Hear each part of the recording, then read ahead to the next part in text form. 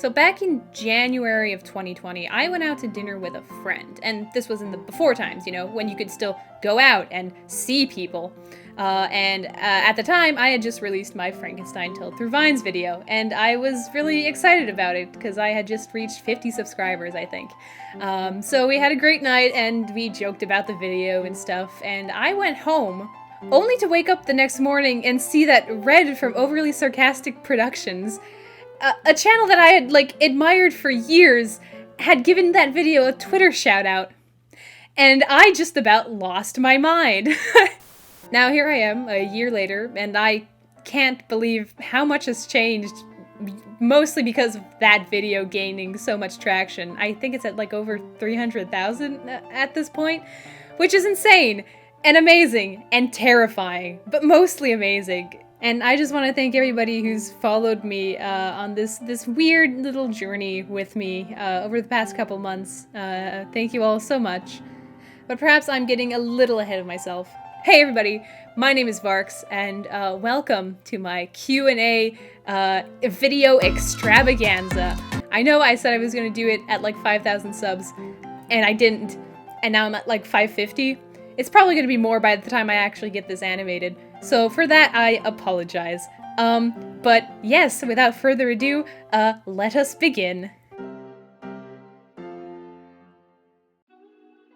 So first question on the Q&A, why Frankenstein? The question that has been of concern to my family and friends for the past a year and a half or something.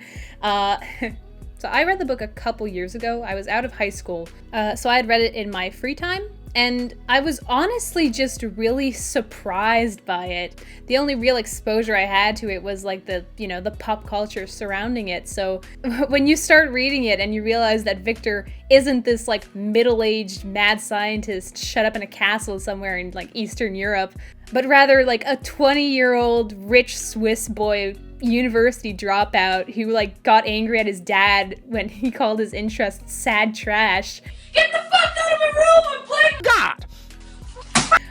It suddenly becomes a lot more relatable, and I think what makes the book so compelling even today is really the characters, and even, the creature itself. So you go in expecting this, dumb, ugly brute, but then you realize that, no, when you break everything down, this is a really sensitive, tragic character.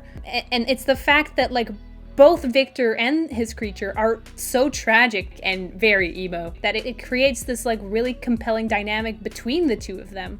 And I think that's what struck me when reading the book for the first time. Flash forward a couple years to the summer of 2019, where I was going through a bit of a student-related crisis. It was my last summer before I graduated university, so my last summer as a student. And I had this sort of panic because I realized that I'm gonna have to find a job by this time next year. I probably won't have as much free time, and there is a lot of things that I want to do that I didn't have the courage to try, or that I had just been putting off year after year, and never actually doing it. And one of those things was making animatics. I had been wanting to try to make animatics for quite some time. I had fallen into that same sort of Hamilton-shaped hole back in 2016 and was really impressed by all the amazing talent out there, and I was like, oh man, that sounds really cool. I want to do something like that. But I was really nervous about my skill set. I felt quality-wise, I wasn't satisfied with my art style, so I'd been putting it off because I was always okay, well, when you get better, then you can, start making stuff that you'll be proud of. And that was kind of a big mistake. I should have started sooner. I would have liked to start sooner, but I didn't. I did get around to making a short parody animatic for Attack on Titan, and that was me just kind of testing the waters and seeing if I could find a process that I liked and if I, enjoyed it. And I did, but I was still a little nervous about posting stuff online. But then, out of the blue, appears Corin's Amen Animatic. And if you're like me, it was your first exposure to the Frankenstein musical. And of course I was intrigued. I had read the book, and I liked the book, and I was like, oh, what is this musical I have never heard of before? Let us give it a listen. And a combination of just the song choice and the character designs and the black and white color palette was all really, really impactful for me. And to this day, it is one of my favorite animatics for any type of musical that I've seen. It's utterly gorgeous. And that was the kick in the ass I needed to stop being so scared and just be you're probably not going to have as much free time in the future. Ho ho, but I was very wrong. You might as well give this a shot. So that's how I made the Amen Reprise animatic. And it's very short, it's not the whole song, but I was pretty happy with how it turned out. It was definitely a lot different than a lot of other animatics that I had seen, but I wanted to try something like in my own style, and it's very messy and there's things that I would have done differently, but at the same time, I'm still proud of it. Yeah, so that is how that happened. Oh, but flash forward a couple months and my Frankenstein obsession has not left. I don't know why. I am still obsessed with everyone's favorite corpse boy. If your name is Junior and you're really handsome, come on, raise your hand. And I'm just like, oh hey, well the last animatic was fun to make. Maybe I'll try making another one in like a different style. So I did with the Penny Dreadful clip. And that one I think visually is like my favorite of the ones that I've made. I just really like how it looks. But it was also really depressing to make. So yeah, I had a bit of free time before my semester started at the beginning of January, and I decided to make something just very fun and silly, and that gave birth to the Told Through Vines series. And for some reason, the YouTube algorithm just decided to bless that video in particular, which is wild, and that kind of gave birth to the idea of making more Frankenstein-related videos, which then gave birth to Frankenstein, which was just like a 4 a.m. Spur of the moment idea of being like, ha, if Victor and his creature were like roommates, they'd hate each other. And that's funny. And I need something funny because 2020 is terrible. And also, again, it was just this idea, this like pushback of being like, everything in Frankenstein is so depressing. How about I just like remove all the murder and just make it just real fun time shenanigans with the boys. So it's just been a really nice way to pass the time, and you guys seem to enjoy it as well. So listen, come along for the ride. I'm just having a good time. Question 2. Are you a general classic horror goth lit fan or only for a few books? What are your favorite books and why are you interested in classic lit? I got into it because of my mom, and I know she's watching this video, so hi mom.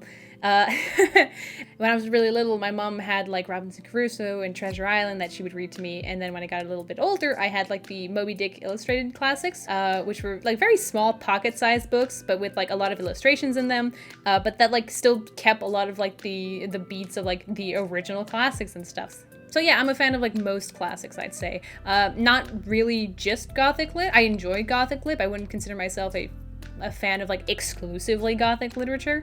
Yeah.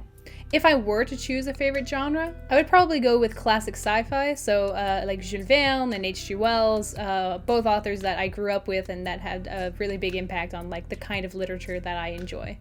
Some of my favorite books include War of the Worlds, The Time Machine, Journey to the Center of the Earth, Life of Pi, and The Book Thief.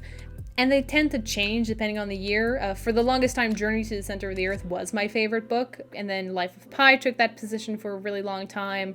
Now I tend to consider War of the Worlds my favorite book, but again, that tends to fluctuate. Also, in terms of graphic novels, because yes, graphic novels are literature, I'm going to mention Scott McCloud's The Sculptor, the Paul series by Michel Rabagliati, and really anything by Guy Delisle. What inspired Frankenstein Told Through Vines? So the biggest inspirations for the TTV series is... TTV has an acronym. That's how you know it's cool. But yeah, the biggest inspiration for that series is probably Overly Sarcastic Productions. I liked their Divine Deity series. I thought it was really clever, and I kind of wanted to do the same thing, but on a larger scale. So I wanted to be able to tell the whole book using only recontextualized Vine videos. And I was a fan of also the just X book, but it's Vines, and then you have like the characters' names like overlaying like the original Vine videos. And I always liked that. But I always thought it was a bit difficult to like understand the book if you hadn't read it by watching those Vine videos. And I just wanted to be able to like resume the entire book from start to finish using this like recontextualized Vine format and using just really simple character designs to tell the story. So yeah. What is your video process? How do you choose your vines? How long does it take to make a video? Do you annotate? If I'm being honest, I'm still kind of learning as I go, so it's difficult for me to be like very precise in any of my steps. Alright, so if we're referring to like the Told Through Vines format, the way it has worked for the past 3 books is those are all books that I have already read previously, so I have an idea in mind of like things that I could do with it. But then I'll usually like refresh my memory by like skimming the book again or listening to the audiobook and then taking notes on the side of like funny parts or just like the major plot points and then like trying to find a vine associated to that plot point. And then I also already have like a bank of vines that I'm like, oh, this vine is funny, I can use it like for a future video, and sometimes I'll go through that and just be like, yeah, this is good for this clip. But then other times it's a lot more difficult and you end up like going through like hours and hours of like vine compilations just to find that one hidden gem, you know. So I'll usually do an audio cut first, usually accompanied with like a really short description of like what's going on in the scene. And then after that, I'll do like a really quick sketch pass on top of it. And then after that, I'll usually ask for like a consultation from like a friend, and I'll be like, okay, is this joke, do you understand the joke? Is it funny? Are these 2 gags too similar? Is it too long? Should I cut anything? So you can get a confirmation of like, yes, okay, this is funny. Or on the other hand, no, it's not. The rhythm is really cut because of this one vine here. Remove it. It's probably better that way. And then I'll do a clean pass on the animation with the precise book quotes that are used as like bumpers in between the scenes. And as for time, it's hard to like pinpoint exactly how long it takes. It's usually between 30 and 50 hours, I'd say, depending on like the complexity and the number of frames in each video. Usually it's like 200 to 250, with like War of the Worlds being like closer to 250 because it had like a lot of backgrounds and stuff. So yeah, it really depends. Question 4 or whatever. Question 4? I'm not sure. What inspired the Eggman announcement video? I'm so glad this question was asked because I do have a funny story behind it. So my brother was live texting me while we were watching the play version of Frankenstein with Benedict Cumberbatch. It's an excellent adaptation, by the way. Please watch it. It's very good. And at one point, my brother, who had not read the book, just writes me, "Wow, Victor is such a bitch." And of course, my brain made the connection between like the audio for the Eggman announcement video and like lightning, I was struck with inspiration. And I'd like to apologize for everyone whom I've ruined that song for forever. It's a lovely song from the musical, and now it lives on as a shitpost, and I'm so sorry. My only dream is you. I come to make an announcement. Victor Frankenstein. It's a bitch-ass mother. What is the inspiration for your art style? Good question. I really have no idea. I grew up watching a lot of Eddsworld, so I feel like there's traces of that in my current style, but in all honesty, it's probably just me being lazy. I need to draw decent hands one day. Not today, but one day. How long have you been doing art? Is it your job? What are you studying in school? So the classic answer, I suppose, is like since I could hold a crayon. I would say I started taking it a bit more seriously around like 2012, 2013. That's when I got like a DeviantArt account. Oh yeah, baby, DeviantArt. And it is somewhat my job. I graduated last year. I'm a user interface artist for video games. So that means I do graphic design elements for in-game menus and icons. Yeah. Do you have any tips on animating or being an animator? I appreciate the compliment, although my videos are a lot more like animatic based. I would have to do a lot more in between frames, and again, I am just a very lazy person. I don't have the time. I guess the closest I've gotten to like actually animating, I say with the air quotes, is a short film I made in CJEP. It was called Cookie. And I did the bird animations in that. It's a bit rough, but I'm still really proud of that project and how it turned out. It's on my channel, actually. The other tip I can give is just start soon. My biggest regret, I think, is just me being too afraid to like tackle any big projects because I was afraid my skill level like wasn't there yet. But it is a lot of fun, and the sooner you do start, the sooner you can improve. I already feel like that I've improved within like the year that I've been like making videos and stuff. And if you cringe looking back at it, well, it's only because you've improved. The cringe is inevitable, but that's okay. What are your favorite things to draw? Strangely enough, usually landscapes and scenery. I take a sketchbook with me whenever I'm on a trip because I like, just drawing the landscape, and it's a really nice way to like capture like those memories. Who is your favorite Frankenstein character, and who is your favorite character to draw?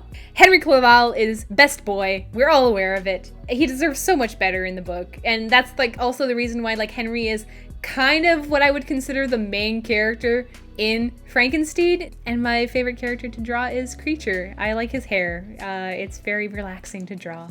Do you have a favorite Frankenstein adaptation? What do you think of the Frankenstein metal opera? I have heard the metal opera. I'm not a huge metal fan, but I like all the book lines that are used in the lyrics, which is really nice. The book adaptations I've read are The Dark Descent of Elizabeth Frankenstein and the Frankenstein Papers. They're both very different, and there's elements that I like and also dislike in both of them. I really like the Frankenstein Papers, except for like the last 8 pages. And if you've read the Frankenstein Papers, you know why I hate the last 8 pages. But apart from that, it's a really good adaptation. I would recommend it to people. But what I really like about each one is that they offer a really different perspective on Victor as a character. Frankenstein Papers really leans into Victor being a bit more sympathetic, whereas Dark Descent really leans into Victor being a lot more antagonistic. But yeah, I find both to be equally compelling for different reasons. As for movie adaptations, the most accurate book version that I've seen is, surprisingly enough, the 2004 Hallmark movie. Yeah, Hallmark made a book-accurate Frankenstein mini-series movie thing, and it's pretty decent, honestly. Lucas as the Creature is almost exactly the way I saw him in my head when reading the book. This adaptation also features Victor running around his apartment completing his experiments in the middle of the night with no pants on. And as an ex-university student, I can confirm that most projects get finished at 2 a.m. with no pants on. I'm also going to shout out I, Frankenstein, which is a very strange movie. I walk a lonely road, the only one that I have ever known. And it's not very good, but it's also great in a terrible kind of way. And it takes itself way too seriously, and it's hilarious, and I love it to death. What kind of characters are we going to be seeing in Frankenstein? So excited, guys, for more Frankenstein shenanigans. So as you know, Henry and Victor and Creature are in one apartment across the hall. You have Liz and then her new roommate, Justine. And then like below them in the same building is like Felix and Safi. And then you have like Walton and his husband too. And Kremp is their landlord. And at a certain point, like the whole building is aware of Creature's existence and they're all just trying to hide him from Kremp, which is just very fun and very shenanigan driven. So stay tuned for more. Also stay tuned for Angst and Feels. Frankenstein. Am I right? Hey. Who's the best evil scientist, Frankenstein or Jekyll? Haha, fools! We all know it's actually Griffin, the Invisible Man himself. And compared to Victor and Jekyll, who both had like somewhat noble thoughts in, their pursuit of mad science, Griffin is just like straight up a psychopath, and his first thought upon turning himself invisible is to create a reign of terror, which even that he can't do right. Griffin, you are a hot mess, boy. Ooh, getting into some more philosophical questions here. Was Frankenstein right in saying it was necessary to destroy the monster? Now, I'm assuming we're talking about the end of the book here with his, his talk with Walton on the ship. I don't believe it was necessary in the sense that at this point, the Creature's sole goal is to make Victor as miserable as possible. So I don't think he would be going out of his way to actively harm anyone unless they were like directly in his way. But for Victor though, because Victor, much like his Creature, are like both immensely stubborn beings, and Victor, even on his deathbed, he needs this confirmation that he is going to win, that the fiend would be vanquished. I mean, they don't call him Victor for nothing. He needs this confirmation that his endless pursuit was ultimately worth it, because if not, then he's lost. He's lost this game. He's lost everything, and he's going to lose again, and he can't have that. Because if the monster wasn't destroyed, then that would mean that Victor would be. So, in a way, Victor probably sees this final task as his divine punishment for his sins, seeing the death of his creation as the only way to atone for all the suffering that he's caused. Which, of course, at the end, he doesn't get. And as much as this book is considered a science fiction novel or a horror novel, it's, at its core, a tragedy. What would happen if Victor had let the Creature have a female creature? I don't think it would have ended well. Even if the creature had all the right intentions and would have loved her dearly, there's no way in knowing that she would have felt the same. And if the book teaches anything, it's that, hey, creating life is dangerous because it has a mind of its own. So what if she wakes up and she's angry at Victor, but like even more angry at creature for like requesting her to be made just because he's lonely? And let's say best case scenario, they do end up in South America somehow. It would probably just result in like a Little Mermaid effect with like the female creature really curious and wanting to discover the world and unaware of the dangers that lurk, which would probably only lead to resentment and more conflict and a whole lot of angsty corpses roaming around. And that is too many. What have you been doing during quarantine? How have you been staying motivated? How do you deal with art block? Well, I like cooking, so I've been trying out a lot of new recipes, which has been a lot of fun. Staying motivated has been pretty hard, though. I definitely went through some art block passes. The biggest one being actually with the War of the Worlds video, because I could not for the life of me come up with a design for the protagonist that I liked. So like the video was done, except for the frames featuring the Sideburns character, because I was not getting anywhere. I didn't like his design. I was really frustrated. But it's like hitting a wall. So like for me, it's just the question of like, you gotta push, you gotta sketch. And even if the past 4 pages of doodles that you've done are absolute garbage and you feel like your hand has betrayed you, you will eventually like be able to sketch yourself out of that hole. It's just that it's a question of time. I'm sorry. Best of luck. All right, time for a rapid fire round of favorites. Let's go. Favorite TV shows, movies, or anime? I really like Over the Garden Wall. It's probably my favorite work of animation in the past 10 years.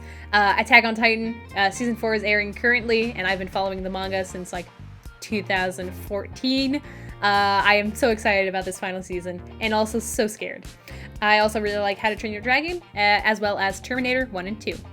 Favorite music, it's hard to decide on like a particular genre or band or album, but Billy Joel, Bare Naked Ladies, Lord Huron, and Bastille are among some of my favorites.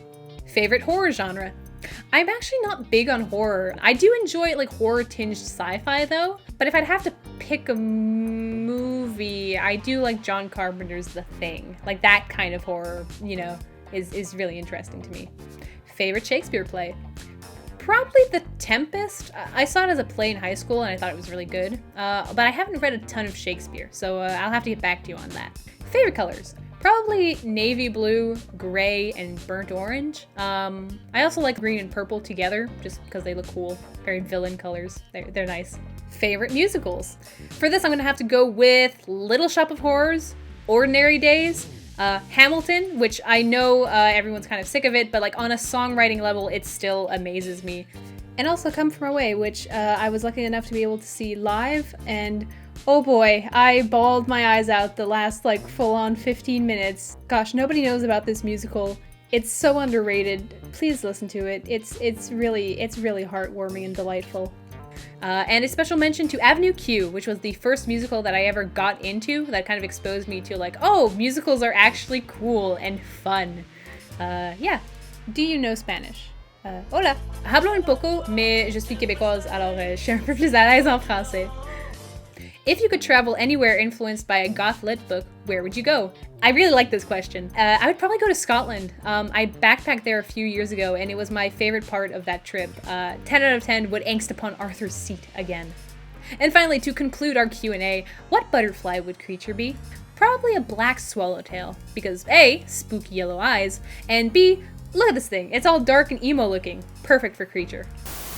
Oh, and I think that's kind of the end of this Q&A video, guys. Thank you for sticking with me. I'm sorry if I wasn't able to like specifically answer your question. I tried to like group some together because you guys sent in a lot of questions and I appreciate it so much. But yeah, I am very thirsty. So yeah, thank you all so much.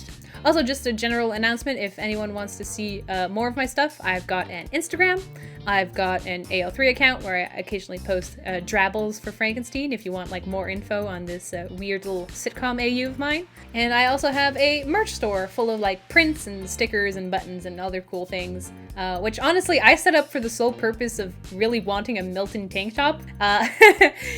So now you can too if ever you want to unleash the inner angsty undead teen you always knew you could be. And it's also just like a cool way if you want to like support what I do. I was actually able to like buy this microphone that I'm recording with the money that I made off of merch. Because honestly, it would have sounded like this, and I didn't want to subject any of you to this awful audio quality for like half an hour. So like, thank you so much, and you're like investing in like future content, dudes, which is pretty cool. So yeah, thank you so much, everyone. Have a great night, or day, or whatever. Ciao!